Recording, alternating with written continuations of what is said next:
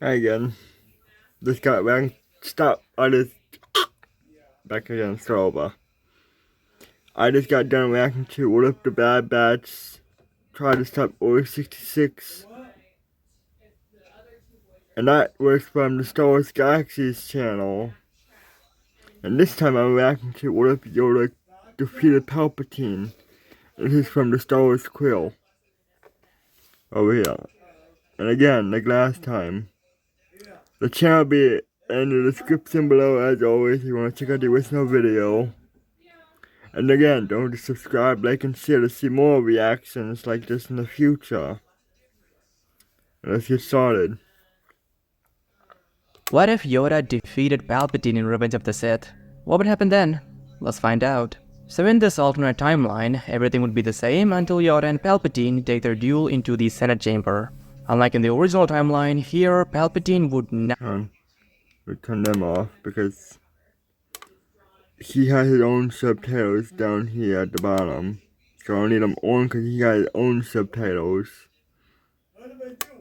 Not be able to knock Yoda's saber from his hands. And because of that, Yoda would jump up to Palpatine and block his lightning with his lightsaber instead of his hands.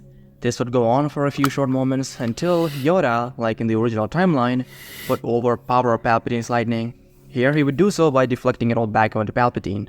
Anyways, following this, without even wasting a second, Yoda's focus would narrow further. His eyes would burn with the light side of the Force, unwavering in his intent, and then, utilizing the agility that the Force was granting his ancient body, Yoda would relentlessly press his advantage. And at this point, Palpatine, sensing his impending doom, would desperately try to escape, to twist and evade Yoda's relentless barrage of strikes. Yet, Yoda would be successful in cutting off the Emperor's retreat, forcing the cornered Sith Lord to scramble for any means of defense. And then, finally, seeing no other option, Palpatine would let out an enraged bellow and attempt to unleash another torrent of Force lightning, and Palpatine would fail in this attempt. And then, in a final, blinding flash, Yoda would sever Palpatine's connection to the dark side and his connection to his body below the neck, both in one decisive strike with his green lightsaber. And following this, in front of Grandmaster Yoda, Darth Sidious lay dead, in 2 pieces.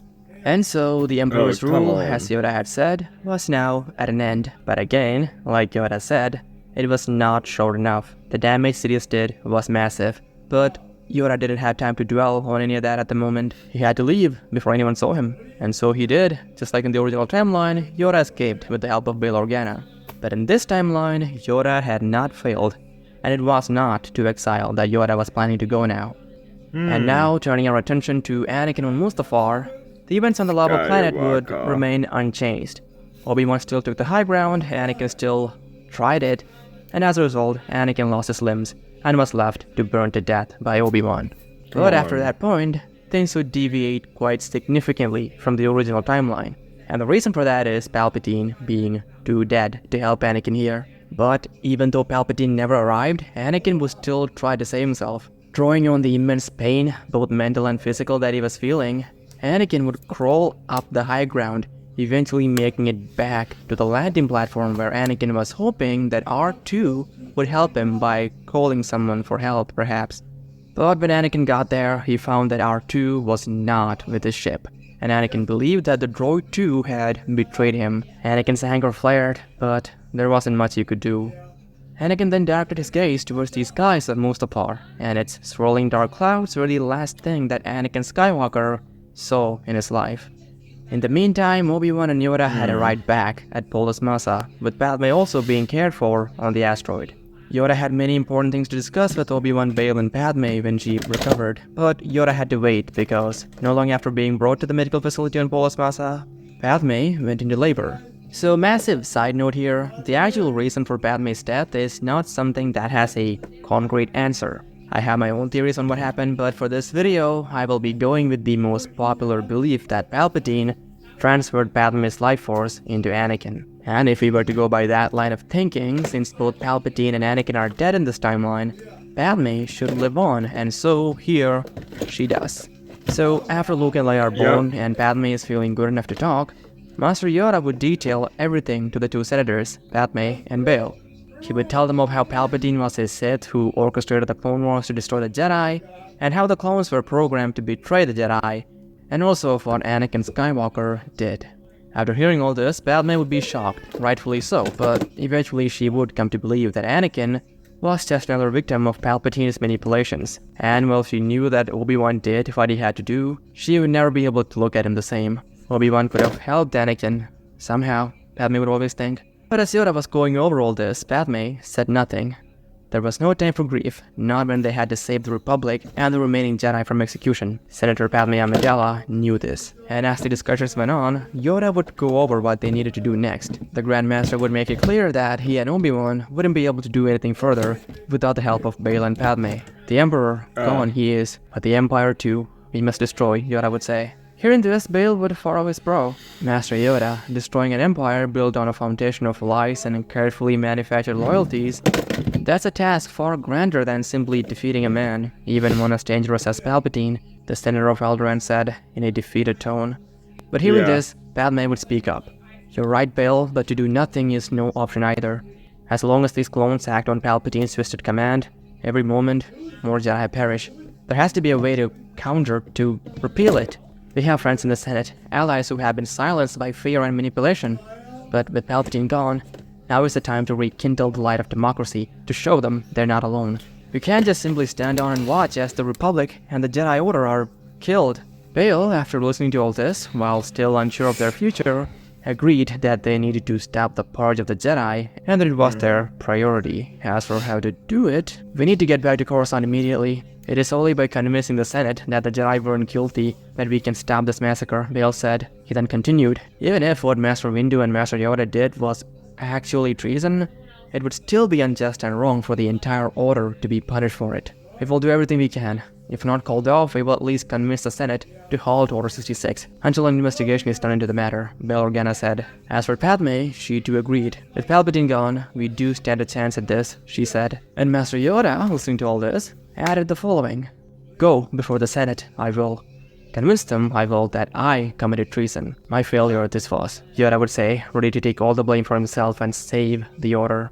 But Bail Organa of Alderaan would tell Yoda that it won't be necessary, and that it is very likely that the remaining Jedi can be saved without Yoda sacrificing himself. The reason Bail would say this is because he knows that if Yoda were to be discovered by the Empire at this point, he would be executed without even a trial, and that wouldn't really help anyone. Once things in the Senate calmed down, Yoda's testimony would be instrumental in clearing the Jedi's name. Bail knew this, so Yoda sacrificing himself now was pointless. Also, another reason was that Bail believed Yoda would be crucial in rebuilding the Jedi Order if Palpatine's lies are exposed. So basically, among other things, Bail didn't want the hope of the Jedi's return to be destroyed.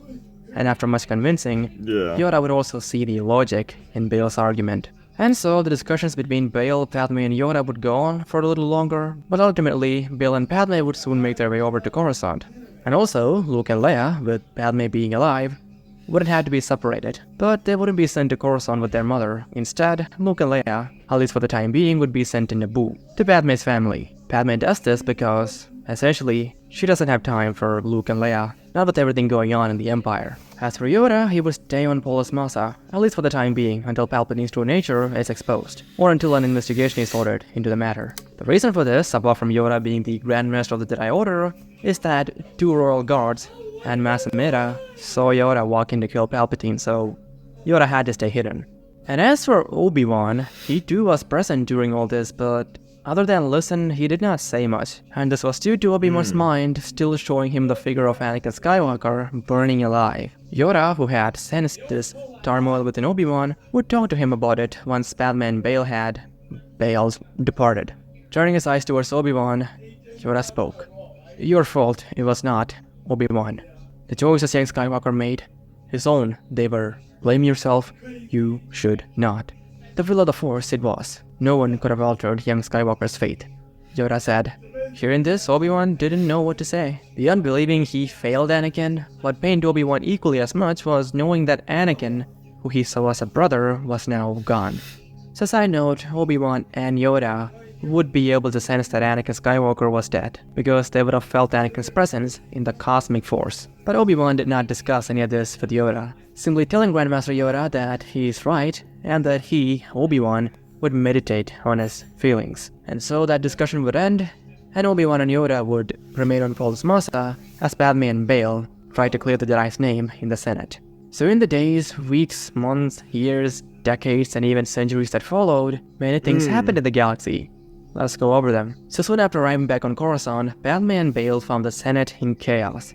The Emperor was dead, and it was Master Yoda who did it. There was proof of this. This was all anyone was talking about. They had quite a task ahead, Bail and Padme realized after seeing all this. And so, the first thing that the two did was gather their allies and tell them the truth. And in this discussion, Padme, Bail, and the likes of Mon Mothma all eventually concluded that the Senate was not going to believe that Palpatine was behind the Clone Wars. So they decided that, for the time being, the best course of action was to convince the Senate that the entirety of the Jedi Order shouldn't be punished for the treason of a few masters.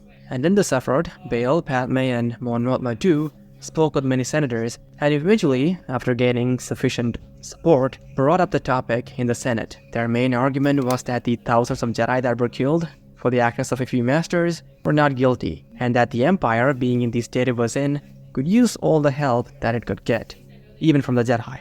And that expending resources to hunt down the remaining Jedi across the galaxy was a waste of finances and effort that could be directed towards helping those in need. There would be many voices that opposed this idea, with some senators even believing that the Jedi are all mind-controlled by the Force, and that it was the Force that tried to commit treason, not the individual Jedi. But eventually, after a lot of explaining and after a lot of time, the dissenting voices dissipated slowly, and Order 66 was ordered to be called off by the new Emperor, who was elected. Which was strange because Emperors are not usually elected, but it was a strange time for the galaxy.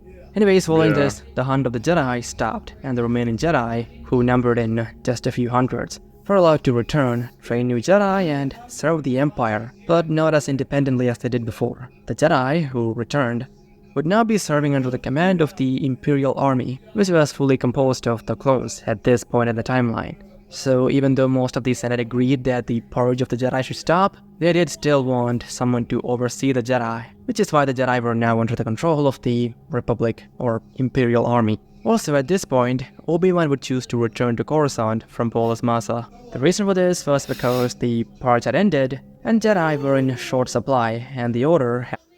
Have you ever considered just how different dogs are to us? Labradors are natural swimmers. They can usually swim for much longer than we can.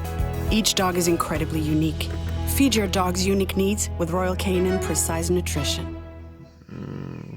had to be rebuilt. There we go. And there was nothing else for Obi-Wan to do in this timeline because he's not in charge of Luke here. And so because of all that, Obi-Wan came back to the temple on Coruscant and became a Jedi once more.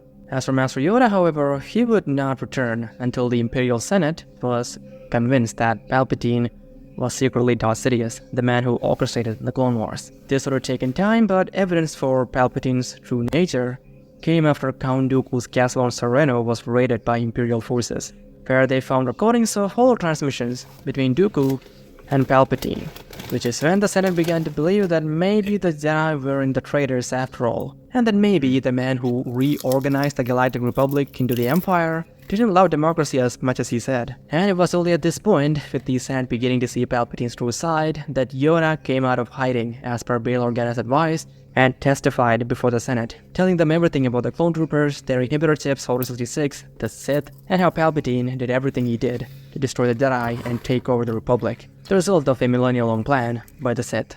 Now, a good majority of the Senate was still not sold on Palpatine being guilty, but it was at this point that Mas Amedda, the vice chair during Palpatine's period as Chancellor, became suspicious, and upon being interrogated by the Jedi using Force techniques, Amedda revealed all he knew, and what he knew was a lot. In fact, Mas Amedda was one of the few beings outside of Darth Plagueis who knew of Palpatine's dual identity, and so, with Mas Amedda's help, the Jedi would finally be able to clear their name, and the Empire, which by this point had been reorganized into the New Republic, would grant the Jedi all the rights they had before. They would be given their independence back and would be brought above the control of the New Republic army. Also, following this, all the clones would have their inhibitor chips removed, their further creation would be ceased, and many would start seeing the clones as traitors, even though they were literally programmed to do what they did. But few would see the logic in this. Most would simply see the clones as scum for doing something they had no choice but to do. But when all was said and done, the Jedi Order was reborn as the new Jedi Order, who would be much more vigilant than their predecessors. As for Padme, she would soon surrender Luke and Leia to the Jedi after the temple was reopened. Because at this point in her life, with Anakin gone, Padme would direct all her focus towards her work and would come to believe that her children would be better off being raised as Jedi. As for what happened to Anakin, she would eventually blame all that on Palpatine and not on the Jedi Order. And she would also come to believe that most of Anakin's problems happened because he was trained far too old into his life. And because of all that, Padme would give Luke and Leia to the Jedi, and she would live the rest of her life focusing on nothing other than her work as a politician. And one day, like all people, she too would die without ever telling Luke and Leia that she was their mother, which is something that Obi-Wan and Yoda would never tell them either, cheering them forming attachments. So side note, in this timeline, the remaining Jedi, mainly Yoda and Obi-Wan, would believe that Anakin's attachment to Padme is what caused his downfall. Anakin and Padme's relationship was pretty much an open secret that Obi-Wan especially knew about, but ignored. So at this point, Obi-Wan and Yoda would consider ignoring Anakin's attachment to Padme a mistake, and as a result, so as to not repeat these mistakes, the new Jedi Order under Yoda and Obi-Wan would make their rules in this regard much more strict. Anyways, as for Luke and Leia's life, being the children of Anakin Skywalker, they too would grow to be extremely powerful. They would be trained by many Jedi, including Yoda, Obi-Wan, and Ahsoka Tano, who would have also retired by this point. Also, at this point, in the very early days of the new Jedi Order, Jedi initiates, which included Luke and Leia, would not be assigned individual masters. This was due to the simple reason that there were very few Jedi left for every single Padawan to be assigned a master. But that would change as the new Jedi Order grew in strength. Anyways, Luke and Leia would eventually become knights, then masters, and then council members. They would achieve much in their life and do much for the new Jedi Order, and would also play a significant part in guiding the new Jedi Order in a new direction. And then, they too would die. So what happens now? Well, to explain that, let's go back a bit to before Luke and Leia died. So, in this timeline, due to how close the Jedi Order came to being completely destroyed, Master Yoda became slightly paranoid in his old age. The Jedi of the future would need to be prepared for anything, the Grand Master decided, and this sentiment of Yoda would cause some changes. For one, like I mentioned before, Yoda and the other Masters would make the Jedi policy on attachments a lot harsher. So much so that in this new Jedi Order, anyone who showed the weakness of attachments would be immediately expelled from the Order.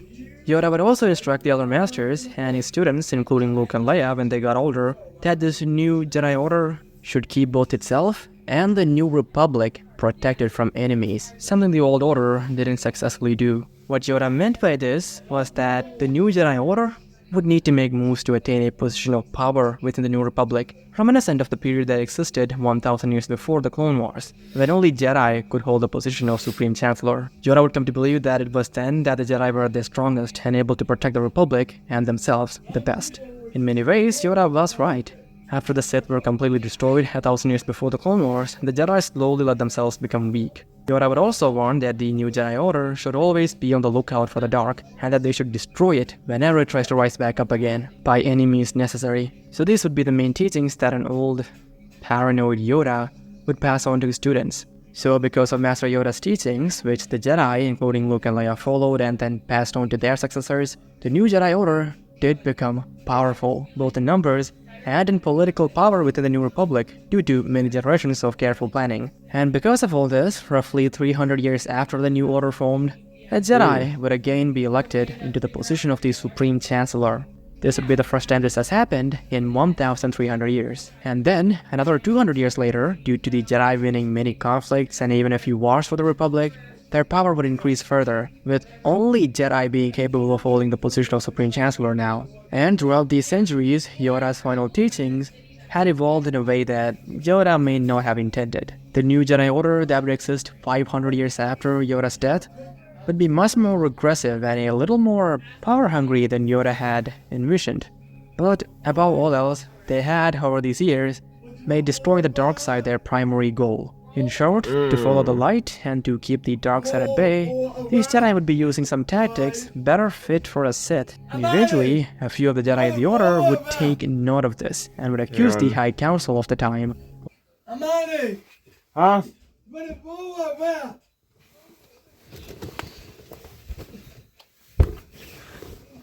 And I'll be back in a minute.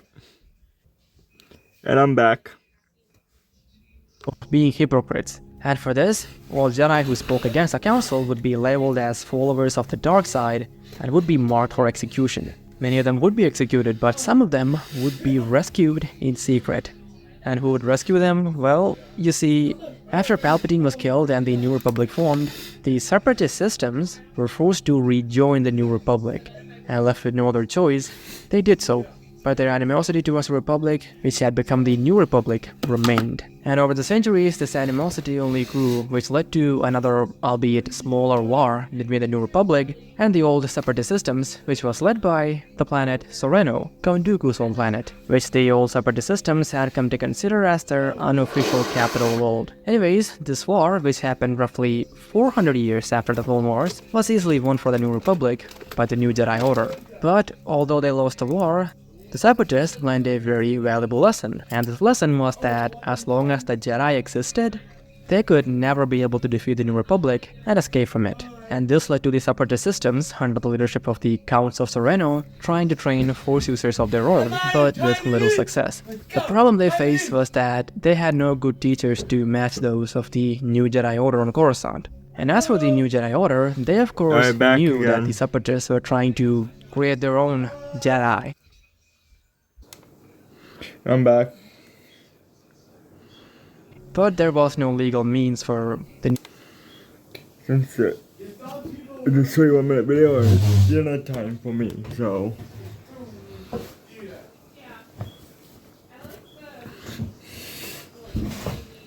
So yeah.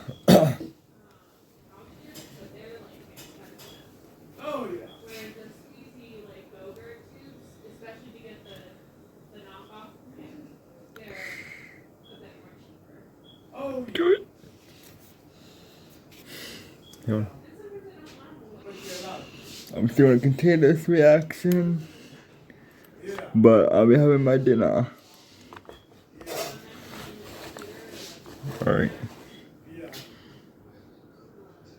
Jedi Order or the New Republic to do anything about this, despite a Jedi being the Supreme Chancellor. At the end of the day, even though the Jedi had significant control of the New Republic, it wasn't a dictatorship. So they had no choice but to let Sereno carry out their experiments. But what the New Jedi did do was that they started preparing for if Sereno's false Jedis were ever to become strong enough to pose a threat. Keep that in mind because that will come into play later on in the story. Anyways, it was during this period where Sereno was trying to build its own Jedi Order that word reached Sereno that a good number of fully trained Jedi had been marked for execution for turning to the dark side and opposing the Jedi High Council. When they heard of this, the only thing the Counts of Sereno cared about was the opposing the High Council part, because they figured that if the Jedi were to be brought to Sereno, they could train Force users for the Separatists. So using all their resources, Sereno managed to rescue the Jedi from Coruscant. They did so in secret after causing an explosion in the prison where the Jedi were being kept in. This allowed for a distraction and a way to fake the deaths of the rescued Jedi. Anyways, after being brought to Sereno, these Jedi, who by this point hated the New Republic and the New Jedi Order that had ordered their execution, agreed to help the Separatists gain their freedom from the New Republic. And so they began training Force sensitives on Sereno. In secret, of course. Also, side note, these Jedi that had been brought to Sereno didn't try to turn to the dark side or anything, because the reason they went against the High Council was because they believed the High Council were acting in ways opposed to the Jedi way of living. And that is the reason why these Jedi on Sereno named their order the True Jedi Order. Anyways, over many generations, Sereno's Jedi Order grew in power. The Jedi on Coruscant were aware of this, but again, due to the New Republic not being a Jedi dictatorship yet, the Coruscant Jedi could not just invade Sereno. But the Coruscant Jedi were not scared, and this is because, by this point, they had perfected a safety measure to be used against any Force users that might attack them or the New Republic. Keep that in mind. Anyways, more generations went by in this manner, with the True Jedi of Sereno and the New Jedi of Coruscant keeping a close eye on each other. But eventually, one particular Count of Sereno felt that the True Jedi were gaining a little too much power, and this Count decided to do something about it. So essentially, this Count, through his supporters and legal regulations, tried to wrestle away some of the true Jedi's power, but this backfired. The true Jedi attempted a coup of Sereno, and they succeeded. And as a result of this conflict, in the end, Sereno and the old separatist systems it backed fell under the control of the true Jedi Order. However, the separatist systems did not take this issue to the New Republic Senate. The reason for this was that many systems in the Separatist Alliance believed that the Counts of Sereno were becoming weak and that the Jedi should have been in power. And beyond that, the Separatist Alliance, even at this point, trusted their true Jedi Order a lot more than the New Republic. And so, because of all this... Alright, back again in a minute. Let me get my drink. And I'm back. The situation of Sereno with the true Jedi ended up being seen as an internal affair by the New Republic, a simple change in management. So there was no war between these factions yet. And then, as the years went on, the tensions between these two factions, the New Republic and the Separatist Alliance, which by the way is still part of the New Republic, officially at least, anyway, is the point. Yet. The keyword yet. The tension between these two factions, even though they were officially allies, grew hotter until roughly 1,000 years after the death of Palpatine and the creation of the New Republic. The tensions reached a breaking point. This happened when a senator representing a separatist system in the New Republic was attacked while returning from a diplomatic mission on a New Republic system, Alderaan to be specific. What had actually happened was that this separatist senator was mistaken for someone else. What led to this was a technical error by one of the New Republic technicians. But the simple mistake almost led to the senator getting shot out of the sky and dying, but the separatist true Jedi on board prevented it. So no one died. The only loss was to the separatist ship. But this is what ultimately led to the breaking point of tensions that had been building for centuries, because the issue soon escalated, with the separatists arguing that it was actually an assassination attempt. The Senate was thrown into disarray. The separatist systems began becoming more hostile to the New Republic, and calls for separatist independence started gaining traction. But what ultimately led to all-out conflict was the actions of a single separatist extremist who had vast quantities of wealth. So what this individual did was hire some of the galaxy's best bounty hunters, and then after a long while of planning, the separatist and his bounty hunters managed to plant charges within the Republic Senate. And then, once the Senate was in session, they set off these charges, taking the lives of pretty much everyone inside. As for the safety of the separatist senators, because of the tensions, they had elected to not participate in the Republic Senate. So all those who died from the explosion were senators from the New Republic systems. And as for the reason this separatist carried out the attack was because he believed that war between the separatists and the New Republic was inevitable, and that the sooner it happened, the better. And so this incident ultimately led to all-out war between the separatists and the New Republic, 1,000 years after the last one. However, unlike in the last war, there were no clone troopers or droid armies in this war. Instead, it was the New Republic Jedi and the true Jedi of Sereno who were fighting this war.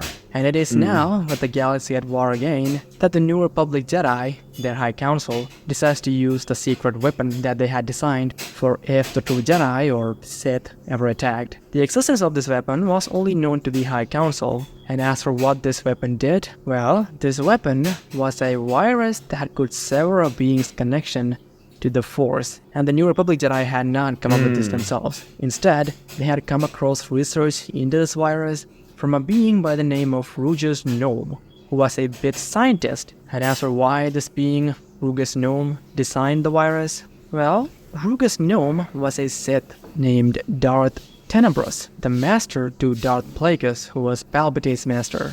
So side note, it is detailed in the Plagueis novel that Darth Tenebrous and his master, who was an unnamed Twi'lek, tried to destroy the Jedi by generating a virus that would sever their connection to the Force.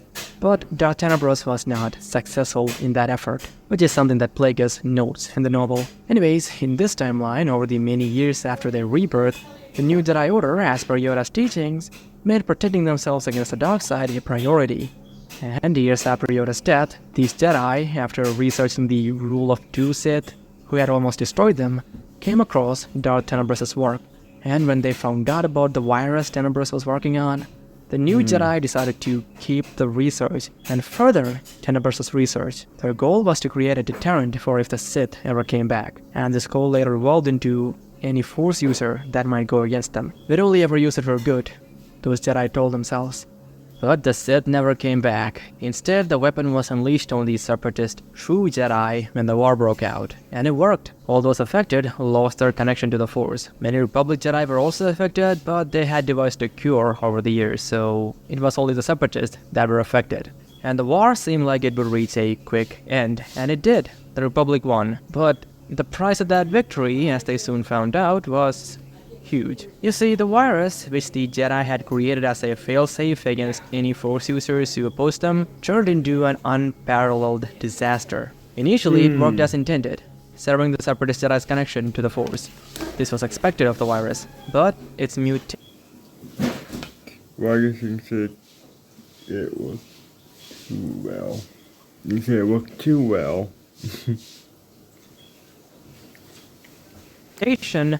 Was not just unforeseen, it was catastrophic.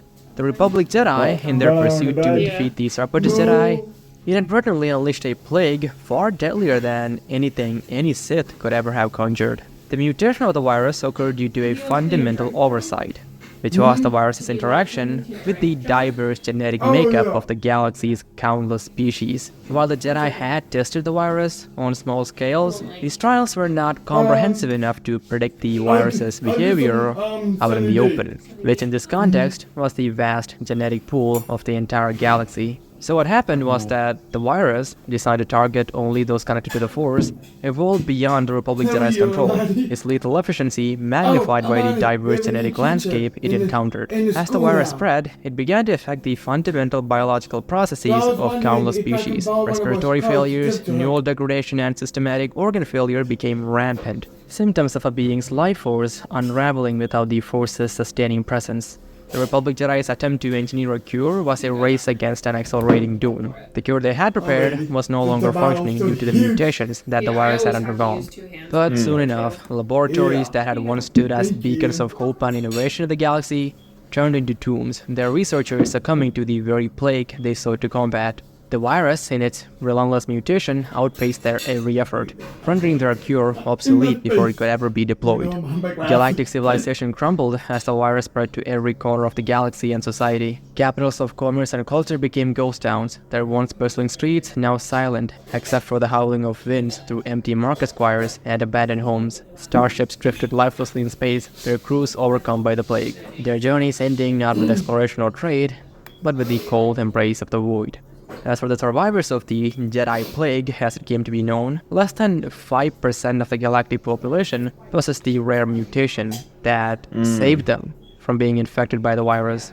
Isolated on planets or in small enclaves, they faced the daunting task of forging a future from the ruins of a galaxy that had lost not just its population, but its soul as well. The Force, once a universal language connecting all life, was now a distant memory, a legend from a bygone era, whispered among the survivors. And also, in the wake of this apocalypse, a few Jedi did survive. These were of course Jedi who had immunity to the virus, but they were very few in number. And these Jedi were vilified by the other survivors. They were seen not as protectors, but as harbingers of the end. The remnants of their once glorious order was scattered, forced into hiding, or succumbing to the overwhelming guilt of their role in this tragedy. The legacy of the Jedi, once a proud and noble institution, was now irrevocably tarnished, associated forever with the greatest genocide that the galaxy had ever witnessed. A tragedy that would have made Darth Vitiate proud.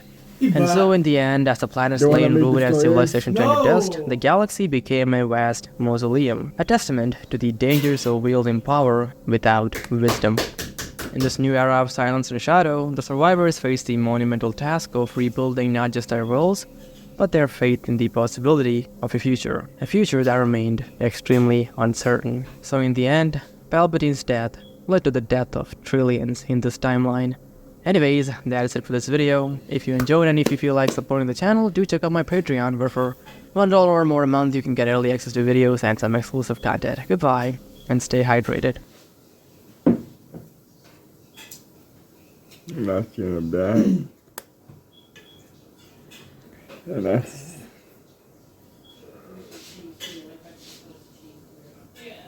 Make sure that's that. You good? Yeah. And that's the end of that one. Wait, let me see. Yep. That's the end of that. Share will be in the description below. Don't forget to subscribe, like, and share to see more reactions in the future. And if you want to watch the original video, will be in the description. The channel will be in the description below. See you next time. Bye.